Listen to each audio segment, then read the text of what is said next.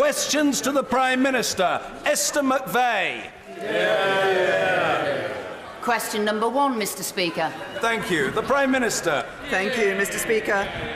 Mr. Speaker, I'm sure members across the whole House will wish to join me in marking Anti-Slavery Day. This is an abhorrent crime and I'm determined to bring it to an end. Mr. Speaker, this morning I had meetings with ministerial colleagues and others. In addition to my duties in this House, I shall have further such meetings later today. Esther McVey. Can the Prime Minister reaffirm her government's commitment to the Northern Powerhouse? Could she set out the specific schemes?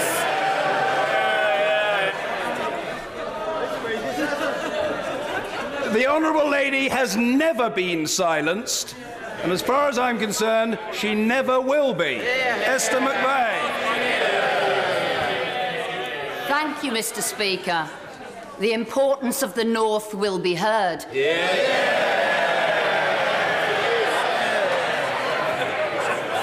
And could the Prime Minister set out the schemes she seeks to prioritise?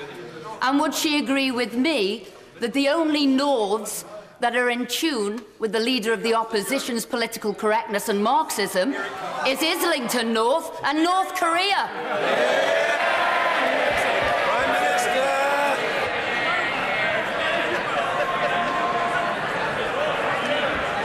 Well,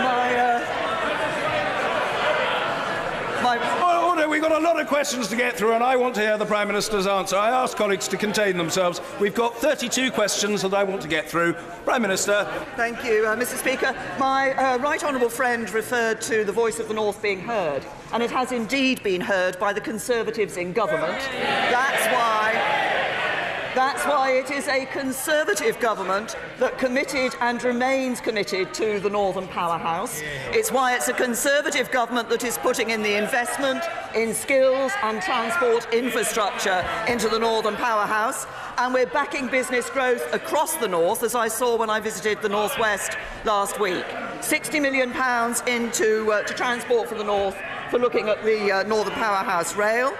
We're putting, that's part of £13 billion infrastructure investment that's going in. It's the Conservatives in government that recognise the importance of a country that works for everyone and growth across the whole country. Jeremy Corbyn.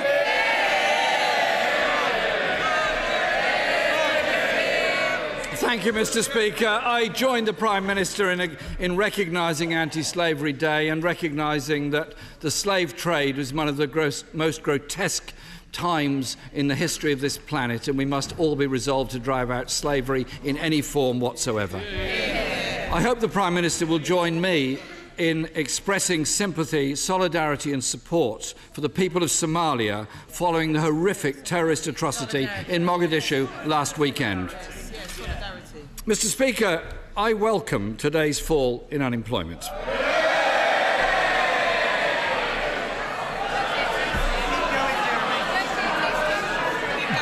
But, Mr. Speaker, the same figures show that real wages are lower today than they were 10 years ago. Most people in work are worse off. Does the Prime Minister really believe falling wages are a sign of a strong economy? Prime Minister. First of all, can I join the right honourable gentleman in expressing our concern at the terrible terrorist attack that took place in Mogadishu. As we know, it killed nearly 300 people and many hundreds were injured. And terrorism in Somalia undermines the stability of the Horn of Africa, and we will continue to work with the international community to try and bring stability to Somalia and to that part of Africa. And of course, part of that is dealing with the terrorist threat that they face there. The right honourable gentleman, I think, may actually have done a first in the House of Commons today.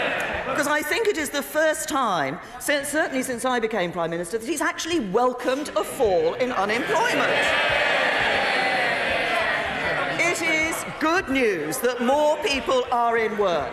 It is good news that the unemployment rate is at is at its lowest level for over 40 years. That does mean more money being taken in wages by people to their families. And he asks about the cost of living, and I'll tell him what we've done in relation to the cost of living. 30 million people have been given a tax cut that's worth £1,000 to a basic rate taxpayer every year. We have given the low paid, through the National Living Wage, the highest pay increase for 20 years. And for those who take the full entitlement, doubling free childcare is worth £5,000 per child per year to every family. That's what we're doing to help people with the cost of living. Jeremy Corbyn! Mr. Speaker, I wonder if the Prime Minister could do a first and answer a question.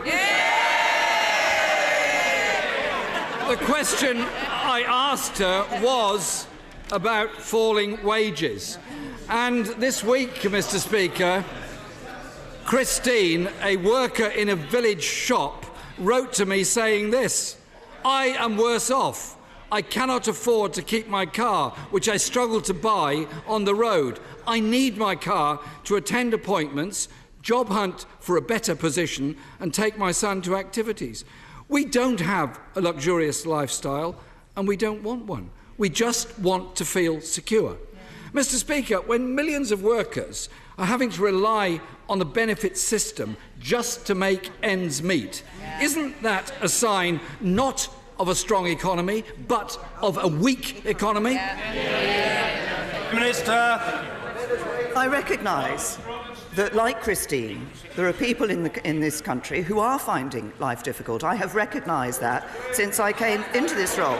But that is why it is so important that government takes steps to help people with the cost of living, with the costs that they find themselves facing week in and week out. It's why the measures that I've just listed to the right honourable gentleman in tax cuts and national living wage are important. It's why it's important, for example, we've frozen fuel duty. We've ensured that we've taken some people who are the lowest paid out of paying income tax altogether. We are going to introduce an energy price cap. This is all about helping people with... Yes. It's all about helping people with the cost of living. But you can only do that if you have a strong economy, and you only get a strong economy with a Conservative government. Jeremy Corbyn! Mr. Speaker, people struggling to make ends meet, private sector rental evictions up, wages down, universal credit in a shambles. Is Christine wrong, or is she just an example of what it's like living in modern Britain? Mr. Speaker, last week I asked the Prime Minister to scrap the unfair charges on the Universal Credit Helpline. Today she's finally bowed to that pressure. But the fundamental problems of universal credit remain. The 6-week wait, rising indebtedness, rent arrears and evictions. Will the Prime Minister now pause universal credit and fix the problems before pressing ahead with the rollout? Prime Minister. Yes, it is absolutely right. But listen to the sentence.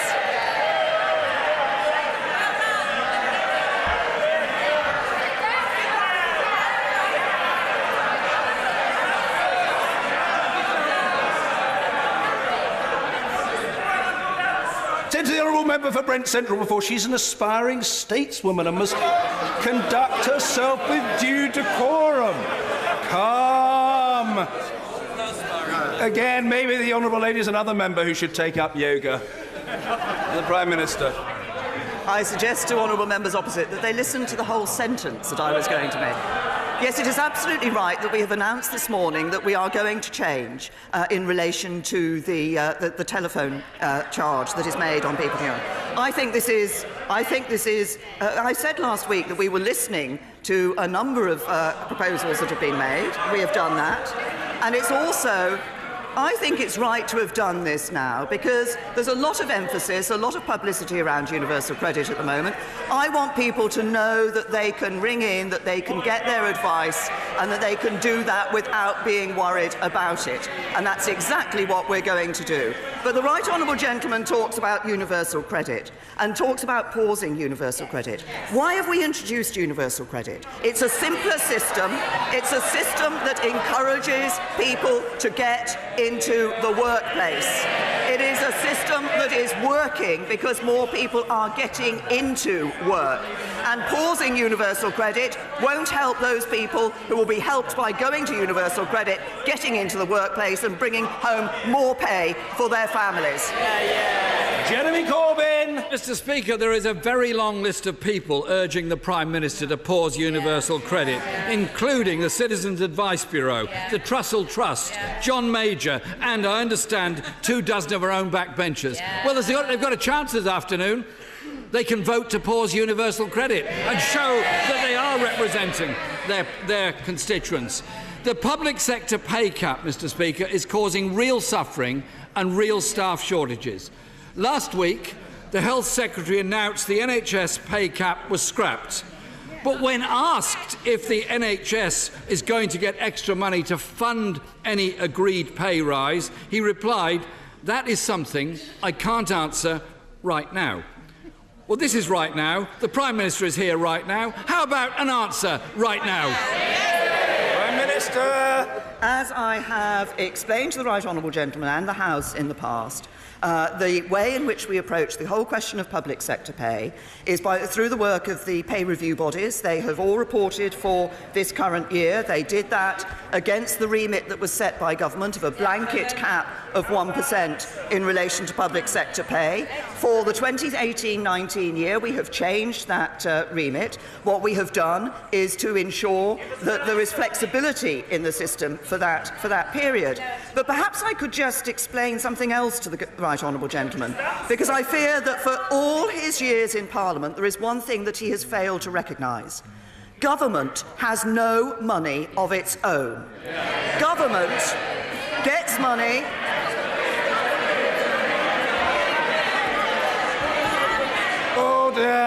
Mr. McNeill, you're becoming overexcitable again, young man. Calm yourself. No need for excessive gesticulation. It serves no useful purpose whatsoever. Let's hear the Prime Minister's reply. Prime Minister will be heard, however long it takes. Prime Minister. Government has no money of its own.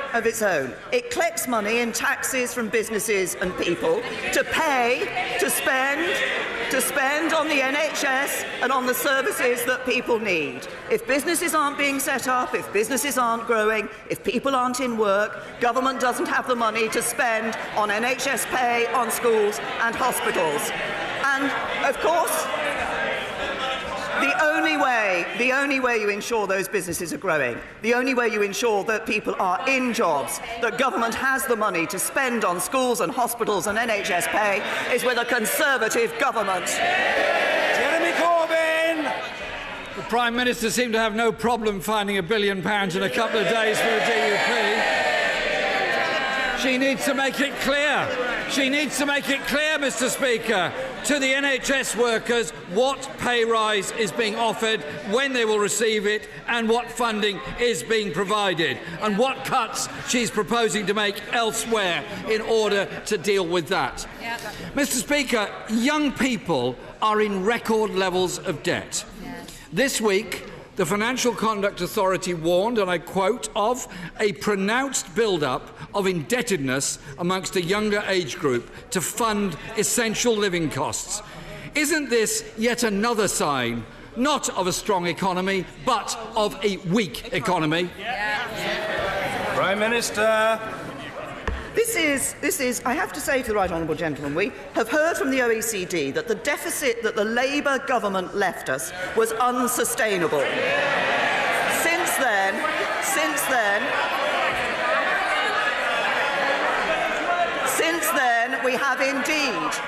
we have indeed found money for the people of Northern Ireland. We've also found, as I was explaining earlier, £20 billion to give a tax cut to 30 million people and £38 billion to freeze fuel duty. That's about helping ordinary working people day in and day out. And when it comes to students and young people and their fear about debt, there's one thing we know, and that is we shouldn't be racking up debts today like Labour proposed that those young people would have to pay off tomorrow. Jeremy Corbyn! Mr. Speaker, it's very interesting that she talks about what happened 10 years ago. Her former friend George Osborne said earlier this week, did Gordon Brown cause the subprime crisis in America? No. He went on to say, broadly speaking, the government did what was necessary in a very difficult situation. Mr. Speaker, under this Prime Minister, we have a weak economy. UK growth is currently the worst amongst the 10 largest EU economies. We're the only major economy where wages are lower today than they were 10 years ago, even without the risks posed by this government's bungled Brexit negotiations. It's very interesting the Home Secretary is necessary to keep the two protagonists apart. Mr. Speaker, we now have weak growth, falling productivity, falling investment, falling wages. How does the Prime Minister have the nerve to come here and talk about a strong economy when the figures show the exact opposite? Prime Minister! I have to say to the right honourable gentleman, the OECD says about the United Kingdom, we have the most efficient, accessible healthcare system. Fiscal sustainability has improved. Important steps have been taken to improve educational outcomes. And jobs and earnings are good. That's what the OECD says about the strong economy under this Conservative government. The way to get a weak economy is to borrow £500 billion like the Labour Party is proposing. The way to get a weak economy is to ensure that you are promising spending after spending after spending, and people are going to have to pay for that. The only way you get money to put into public services, the only way we can give people tax cuts to help them with the cost of living, is to ensure we deal with the deficit, get our debts down, and deal with Labour's Great Recession, which put us into this position in the first place. Thank you, Mr. Speaker. Following the rather flaccid response from the Leader of the Opposition, can I welcome the announcement? Welcome the announcement that this government is scrapping the Universal Credit Helpline charges, a move which demonstrates that this government is supporting people who want to get up, work hard and get on in life. Can the Prime Minister now confirm that all welfare claim DWP helpline charges will be completely free to all claimants? I'm very happy to confirm that, and perhaps it's useful to be able to do that. My right honourable friend, the Work and Pension Secretary, announced this morning that we've taken that decision to change the Universal Credit Helpline to a free phone number. But I can also tell my honourable friend that by the end of the year, DWP will be extending free phone numbers to all of their phone lines. I think that will be welcomed and will be helpful to all those using them. And Blackford! Thank you, Mr. Speaker.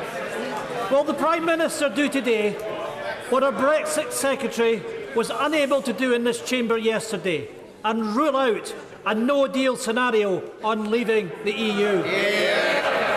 Prime Minister! I can confirm that what we are doing is working for the best possible deal for the United Kingdom.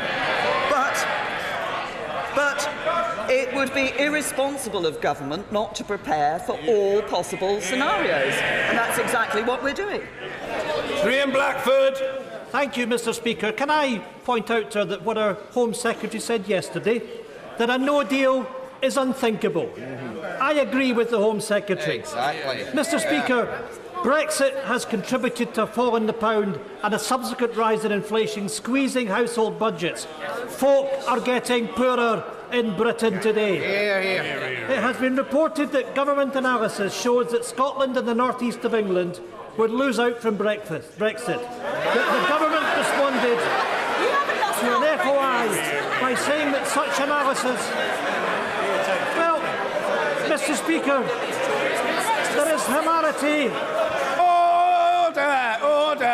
Order! A government whip from Staffordshire is forgetting his manners. He's gesticulating rather noisily. He should calm himself. Let's hear Mr. Blackford. Well, Mr. Speaker, the government benches are engaging in hilarity. The reality is that the people in this country are going to pay an economic price for a hard Brexit. Mr. Speaker, the analysis from the government, which has remained secret, points out that people in Scotland and the north east of England will suffer from a hard Brexit. What is the government's analysis of the impact, and what will be the impact? Order! I say to the honourable gentleman, Helian and Yar, I know what I'm doing. I'm trying to help the honourable gentleman, but the honourable gentleman must help himself by asking a brief question. I think he has... Order! I think the honourable gentleman has completed his question. No? Well, a last sentence. Order! A last sentence, and it had better be very brief. A very last sentence, far too long. Come on, quickly. What is the government's analysis of the impact of Brexit on a no-deal scenario? Thank you. The Prime Minister. Can I say to the right honourable gentleman, he once again stands up and talks about the Scottish economy. He once again makes reference to, and there are issues like jobs in Scotland. I'm sorry that in his rather lengthy question, he did not make any reference to the fact that since 2010, nearly 250,000 more people in Scotland are in work. That is a result of the actions of this government. Now we're going to hear backbenchers. Backbenchers in this place must be heard. Mr. Martin Vickers. Thank you, Mr. Speaker. As the Prime Minister pointed out in the answer to the first question, the Northern Powerhouse Initiative has done a great deal to help the economies in northern areas. But our coastal communities are desperately in need of further investment and support. In North East Lincolnshire, we've established a project board, private sector led, which includes expertise. Members that include a former Chancellor and a former head of the Civil Service.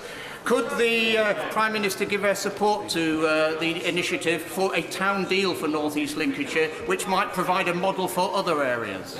Prime Minister. I'm grateful to my honourable friend for raising this, and I recognise and understand there are ambitious regeneration plans being developed by the Greater Grimsby Project Board, and I welcome that because that is based on a very strong private-public sector approach and partnership that is being put forward, and I know my honourable friend is himself playing an active role in that. I believe there have been some positive meetings with my right honourable friend, the Communities Secretary, and my honourable friend, the Northern Powerhouse Minister, and I would encourage the board to continue that engagement with officials about the details of their plans. Thank you, Mr. Speaker. At the general election, both main parties committed to an energy price cap. The government have now published a bill for which I believe there is strong cross-party support. So will the 14 million customers on standard variable tariffs actually see their energy prices come down this winter? And if not, when will the Prime Minister get onto the statute books legislation to ensure that this is the last winter where customers can be ripped off by their energy companies? Well, I welcome the fact that the Honourable Lady says that she and others on the Labour benches will support the legislation that the government has... No, it wasn't.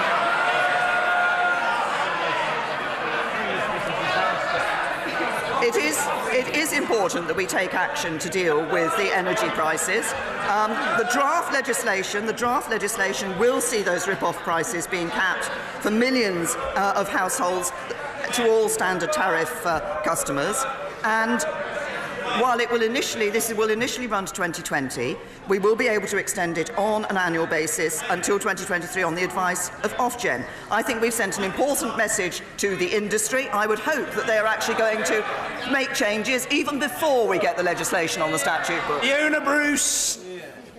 Does the Prime Minister share the grave concerns which were expressed in this House yesterday, including by ministers, of the implications for the one country, two systems principle in Hong Kong at the recent refusal of the authorities there to disallow Ben Rogers, a UK national, entry?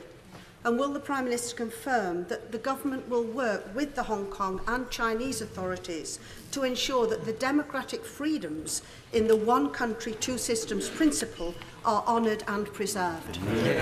Prime Minister. My honourable friend is absolutely right that we want to ensure that that principle of one country and two systems is preserved and it continues to operate. On the specific case and the specific issue that she has raised, my right honourable friend, the Foreign Secretary, informs me that the Foreign Office has raised this issue at various levels in relation to Hong Kong and China, and we will continue to do so. Margaret Greenwood. Thank you, Mr. Speaker, and I refer members to my register of interest. People in my constituency, many of whom work at Vauxhall's Ellesmere port plant, are devastated by the announcement of 400 job losses this week. PSA stated that clarity on the UK's future trading relationship with the EU was needed before the company would be in a position to consider future investment at Vauxhall. Cabinet ministers have plenty to say to each other about Brexit, but what has the government got to say to the 400 workers at Vauxhall Ellesmere port who face losing their jobs in the run-up to Christmas? Prime Minister. Can I say to the honourable lady that, of course, we never want to see people in the position of losing their jobs, and support, if people do lose their jobs, support is there available to them through the DWP to help them get back into the labour market and to get back into work. We are in the process of a negotiation on Brexit. We will leave the European Union in March 2019, and we are negotiating for the best possible deal we can for the United Kingdom. We have also indicated that we want an implementation period after that deal has been negotiated to ensure that businesses don't face a cliff edge, that they can have certainty about the rules in which they're going to operate in the future. But if there is one thing that is certain, it is that we will leave the EU in March 2019. Sir Richard Bacon. Mr. Speaker, Self-Build and Custom House Building Act is now on the statute book. It is a very good piece of legislation, Mr. Speaker. Could the Prime Minister confirm that the Community House Home Building Fund available last year for group housing projects is still available? Does she agree that providing service plots of land at scale is a good way to fix our broken housing market? My honourable friend has raised an important point, and I know that he has campaigned long and hard on this particular area of self-build and, of course, has a great deal of expertise in it. And he's absolutely right. If we're going to fix our broken housing market, we do need to build more homes. And that's why we've made bold proposals in our housing white paper to make more land available, to build homes faster, to give local authorities the tools they need. I had a round table with house builders and others earlier this week looking at how we can ensure that we unlock the potential of our housing market. And I'm sure my right honourable friend, the Community Secretary, will be happy to discuss the very specific issues that he's raised with him. With George. Thank you. Prime Minister, you said that universal credit is working.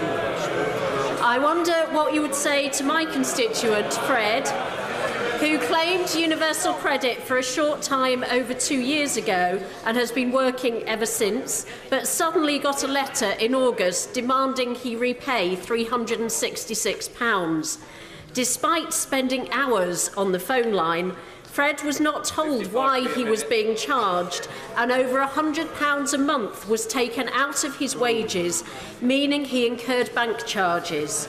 Will you take personal responsibility to that no more claimants suffer injustice and debt as Fred has? I will take no responsibility for these matters myself at all, and the honourable lady will be advised on the protocol, but the Prime Minister may wish to respond. Well, as I've indicated, and the changes that have been made in relation to the phone line, but I repeat to the honourable lady, the evidence shows that on universal credit, more people are getting into the workplace than on job seekers' allowance. Universal credit is about helping people to get into the workplace and about ensuring that as they earn more, then they keep more of what they're earning, and that's exactly what universal credit does. David Tredynick. Is my right honourable friend aware of the wonderful work at Twycross Zoo in my constituency breeding endangered species? But is she also aware of the critical problem of the demise of African elephants who are being slaughtered at the rate of 20,000 a year? What is she going to do about banning ivory sales in London? Yes, my honourable friend raises an important point. First of all, may I commend those in his constituency who are doing this valuable work. We did earlier this month set out proposals for a ban on ivory sales that we believe will help to bring an end to the poaching of elephants, and that would put the UK front and centre of global efforts to end the global trade in ivory. I'm sure across this House people are concerned about this particular issue, and ivory shouldn't be seen as a commodity for financial gain or a status symbol. What we are proposing to do, I think, will make a real difference. Thank you, Mr. Speaker. Universal credit is not just a benefit for job seekers. It is for people in work to subsidise their low pay, for carers and for those that cannot work. My constituents in North West Durham have endured the brunt of austerity for many years. Now the DWP proposes to roll out the universal credit system in my constituency over Christmas, the toughest financial time for residents. My question to the Prime Minister is this: is the rollout a matter of gross incompetence or calculated cruelty? Prime Minister! The DWP has been rolling out universal credit. As it has done so, it has been listening to people about the concerns that have been raised. I'm pleased to say that we are seeing a much better performance from the DWP. It's no good the Honourable Lady shaking her head. The figures show that the performance in terms of getting payments to people on time has increased substantially.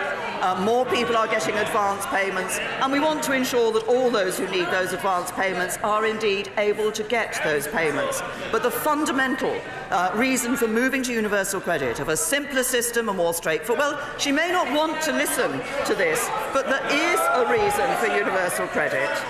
There is a reason for... Order. Colleagues know that I'm determined to get through the list to help backbenchers, but when questions are asked, the answers must be heard, and today is exceptionally noisy, and we're not setting a very good example to our Dutch friends. I'm sure they do it much better. Now, the questions will be heard, and the Prime Minister's answers will be heard. The Prime Minister. I just simply finally say to the Honourable Lady, the purpose for a universal credit is a more straightforward, simpler system that helps people to keep more as they earn more and encourages more people into work, and that is what it is doing. Victoria Prentice. Mr. Speaker, it's great to have the Prime Minister back in her usual fine voice. Will she join with me in encouraging members of the House who themselves have demonstrated what good voices they have, in encouraging them to hold events for Singing for Syrians in their own constituencies? The situation on the ground in Syria gets ever more desperate, and I'm sorry to say that the Hands Up Foundation, who do great work, have an ever-increasing list for prosthetic limbs. The Prime Minister. Can I first of all say to my honourable friend that I think we all recognise the desperate situation in Syria, and that's why we continue to be proud of the record that we have as a country for the humanitarian aid that we have given to Syria and to the refugees from Syria, and that's £2.46 billion that's been committed since 2012, which is our largest ever response to humanitarian crisis. But I'm very happy to join my honourable friend in encouraging members of this House to support the Singing for Syrian initiative and the various events throughout the country. This is another important initiative focused, as our humanitarian aid is, on helping those people who are in a desperate situation in Syria. Lillian Greenwood. Speaker, Notts Fire Service tell us sprinklers save lives. Nottingham City Council plan to retrofit sprinklers in all their high-rise blocks, but this government won't provide a penny to support them. After Grenfell, the Prime Minister promised we cannot and will not ask people to live in unsafe homes. How safe would she feel living on the 20th floor of Pineview or South Church Court in my constituency with one staircase and no sprinklers? Prime Minister. First of all, say to the Honourable Lady that much has been said in this House since the Grenfell Tower fire about the issue of sprinklers. There are a number of aspects that have to be looked at in relation to the safety of tower blocks, and it's not the case that sprinklers is the only issue that needs to be looked at or can be addressed, or the only solution to ensuring the safety of those tower blocks. And in relation to the expenditure by her local council, it is of course up to the council to make the decisions about what they wish to do. But we've been very clear that discussions have taken place with the DCLG and local authorities on this. Courts! Thank you, Mr. Speaker. The mental health of our servicemen, women and their families is rightly gaining the attention it deserves. Would the Prime Minister join with me in welcoming the initiative between the Royal Foundation and the Ministry of Defence, ensuring targeted support across the whole Armed Forces family? Well, I'm very, very happy to welcome the initiative that my honourable friend has referred to.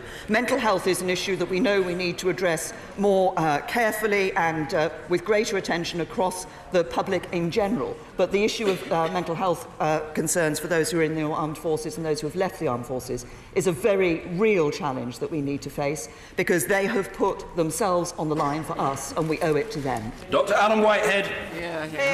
Major Southampton Housing Association tells me that 65% of their tenants who are on universal credit are now in major rent arrears, averaging £700, hampering the association's ability to get on with building new houses. What message has the Prime Minister got from my local housing association? Is it just tough, get on with it, or has she got something more positive to say? Prime Minister. To the honourable gentleman that we are indeed giving support to housing associations to build more homes. That's why in the a couple of weeks ago we announced the extra £2 billion that is going to housing associations to enable them to do exactly that. David Amis. Would my right honourable friend agree with me that with the death of Sir Teddy Taylor, the country has lost an outstanding parliamentarian, great constituency member of Parliament and true patriot? And would my right honourable friend further agree with me that if Sir Teddy was alive today, he would be delighted to learn that the outgoing Labour Mayor of Southend plus 3 unaligned councillors have all joined the Conservative Party?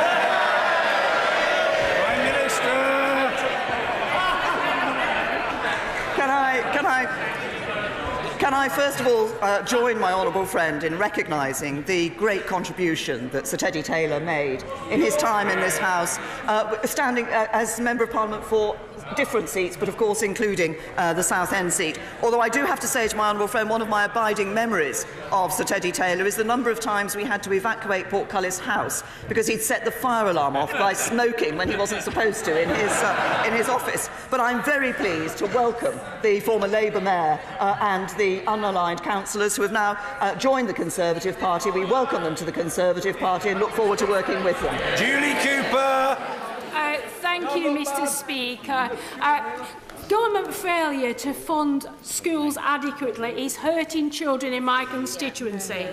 In Lancashire schools will lose £40 million worth of funding and 828 teachers by 2020. Can the Prime Minister explain to me how this is going to help raise standards and aspirations? Prime Minister. I'll tell the honourable lady what is helping with standards and aspirations. First of all, the fact that this government is putting record funding into our schools. And secondly, the reforms that we have brought about in our education system that mean already that over 150,000 children are at good or outstanding schools in the honourable member's area, an increase of nearly 40,000 since 2010. More children in good or outstanding schools, that's what this government is providing.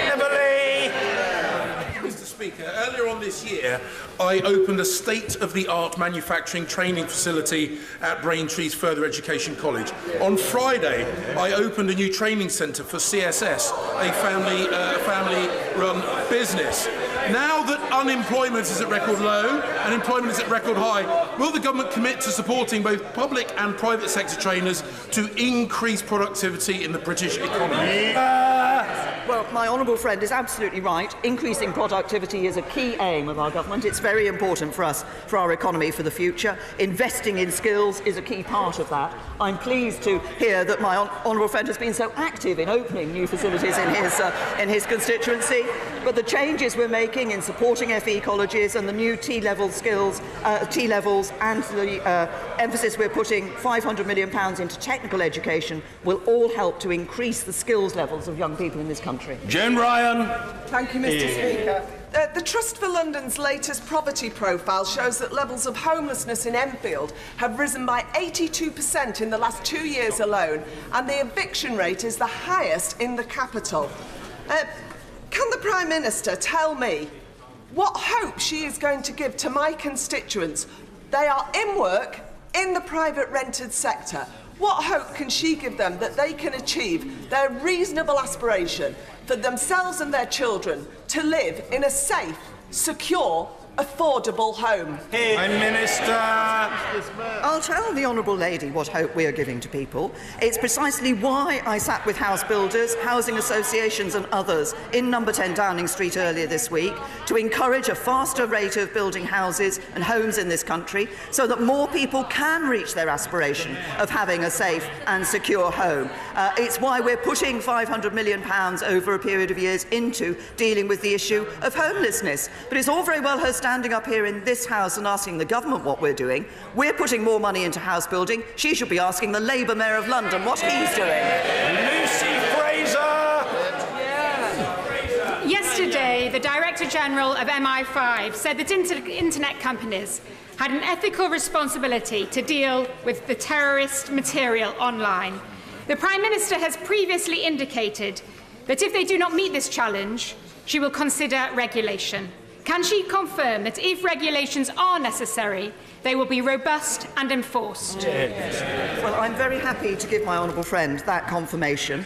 But I also, before we get to that stage, very important work has been done by my right honourable friend, the Home Secretary, with the tech companies to ensure that they've come together, they've formed a global forum that is looking at how they can deal with this terrorist material on the internet. It is a real issue that we need to address. I was pleased with President Macron and Prime Minister Gentiloni at the United Nations General Assembly in the margins this year to hold an event there are representatives of, I think, over 70 countries and representatives of all the major tech companies dealing with exactly this issue. We need to work together, but I want those tech companies to recognise their social and moral responsibility to work with us to do something about this. Nelly.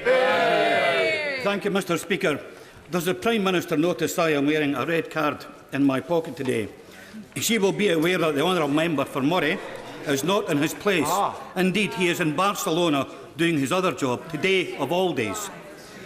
What signal does she think this sends to hard-working members of the public who are expected to turn up for their day jobs or face sanctions? Order. I trust the honourable Order. I trust the honourable gentleman notified the member for Murray in advance of his intention to raise this question. He did. I'm grateful to the honourable gentleman for that confirmation. The Prime Minister. I have to say to the honourable gentleman that I think the constituents of Moray will be very pleased that they have a Conservative Member of Parliament who is seeing their interest in this House. And I can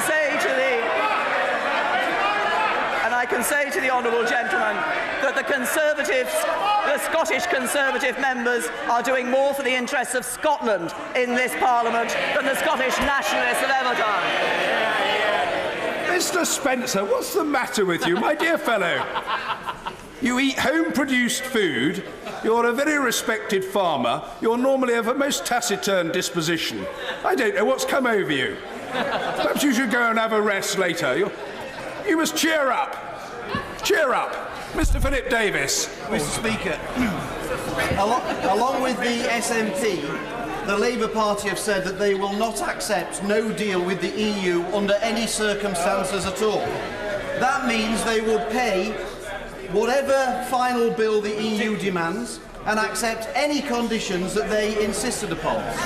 Does the Prime Minister agree with me that nobody with even an ounce of common sense would enter into a negotiation by announcing that in advance? And does she agree with me that the stance proposed by the Labour Party and the SNP is not a negotiation, it's a capitulation? Friend has put it very well indeed. You don't enter the negotiations by taking the stance that the Labour Party and the SNP have taken, because, as my honourable friend says, that their rejection of a no deal means that they would accept a deal at any price to the British taxpayer, whatever the damage that would do to our economy, and we will not do that. David Crosby. Skilled job losses at British Aerospace in Lancashire, and more at Vauxhall in Ellesmere Port, redundancies at Alstom in Preston and Monarch in Manchester. So what's happened to the Northern Powerhouse? Has its battery gone flat? And will the Prime Minister recharge it like she quite rightly did in Northern Ireland? Prime Minister. Gentlemen, as I indicated to my right honourable friend, the member for Tatton, the government is committed to the Northern Powerhouse and is indeed putting money into the Northern Powerhouse to encourage the economic growth there, particularly through the money we're putting into infrastructure. There are a number of cases, as he has raised. Of course, the issue of Vauxhall was raised by one of his honourable friends earlier, and we're continuing to work with Vauxhall throughout the process to do all that we can to protect United Kingdom jobs, as we have done with BAE and as we are doing with others. But what matters is that we ensure we have the economy that can see more jobs being created, and 3 million more people are in work today than were in 2010. Andrew Selous. Respectful and committed family relationships reduce poverty, improve well-being and help the government to live within its means, and are a key part of a country that works for everyone. So will the Prime Minister implement the proposals in the recently published Family Manifesto? Well done. Prime Minister. I thank my honourable friend for his question on this issue, and he is absolutely right. And we are, of course, looking at what more we can do to ensure that we do see those stable families, which has the benefits that he has said. And this is an issue on which my honourable friend has campaigned since he came into this House, and I welcome the valuable contribution that he's made on this issue. Last but never forgotten, Mr. Dennis Skinner. Is the Prime Minister aware that INEOS, the fracking company, have been accused in the Bolsover area on the Oxcroft estate of creating a massive deterioration in the water supply run by Severn Trent?